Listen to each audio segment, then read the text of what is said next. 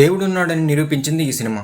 100 కోట్లు, స్టార్ హీరోలు, గ్లామర్ హీరోయిన్లు ఇవన్నీ ఉన్నా కూడా రాని సక్సెస్ ఒక కొత్త డైరెక్టర్ తీసిన మహావతార్ నరసింహ సినిమాకి వచ్చింది.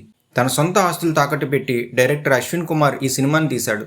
ఈ యానిమేటెడ్ సినిమా కోసం 2000 మంది విఎఫ్ఎక్స్ ఆర్టిస్టులు వర్క్ చేయాలి. కానీ డైరెక్టర్ దగ్గర అంత డబ్బు లేక కేవలం 100 మందితో తనే ఈ సినిమా విఎఫ్ఎక్స్ వర్క్ చేసుకున్నాడు. కొన్నిసార్లు అసలు నేనేం చేస్తున్నానో నాకే తెలియదని, అంతా ఎవరో వెనుకుండి నడిపిస్తున్నట్టు ఉండేదని, ఆ నరసింహస్వామి నన్ను వెనుకుండి నడిపించారని, ఈ సక్సెస్కి కారణం ఆయనే అని అంటున్నాడు డైరెక్టర్ అశ్విన్ కుమార్.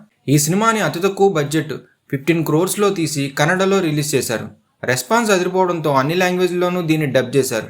15 కోట్లతో తీసిన ఈ సినిమా సూపర్ సక్సెస్ అయ్యి 300 కోట్లు కలెక్ట్ చేసి అందరినీ షాక్ అయ్యేలా చేసింది. ఈ సినిమాతో పాటు చాలా సినిమాలు రిలీజ్ అయినా కూడా ఇప్పటికీ ఈ సినిమా థియేటర్లో సక్సెస్ఫుల్గా రన్ అవుతుంది.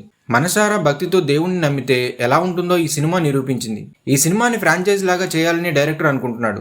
7 సినిమాల్లో 10 అవతారాలని ఇందులో చూపించబోతున్నాడు. రాముడంటే ఎన్టీఆర్ ఏమో అనుకునే మన జనరేషన్కి మన పురాణాల గొప్పతనం గురించి చెప్తూ మన ట్రెడిషన్ని, మన కల్చర్ని నెక్స్ట్ జనరేషన్స్కి చెప్పే ప్రయత్నం చేస్తున్నాడు director Ashwin Kumar. Hats off to director Ashwin Kumar.